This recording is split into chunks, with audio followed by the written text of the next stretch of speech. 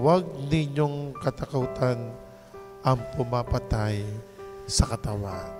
Ang katakutan po natin ay yung pumapatay, sumisira sa ating kaluluwa. Habang tayo nabubuhay pa sa ibabaw ng lupa, alalahanin po natin ang ating patutunguhan.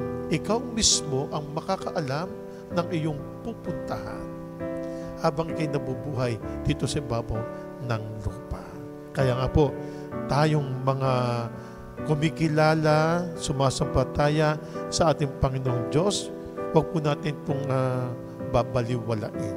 Magkus, ipagpatuloy po natin ang ating matimyas at wagas na ugnayan sa ating Panginoong Diyos, na kung saan ang biyaya ng buhay nito nililinis, iniaayos, at ipapaalala sa atin ang lahat ng mga tinanggap nating mga biyaya. Dumadalo ng misa, nagdarasal, nananalangin, nagmumuni-muni. Babalikan at babalikan po natin ang mga pagkakataon na ang biyaya ng Diyos na ibinigay po sa atin. Alalahanin po natin mga ito. Ano po? Paano po natin alalahanin ang mga ito? Ang tayo po ay gumawa ng mabuti.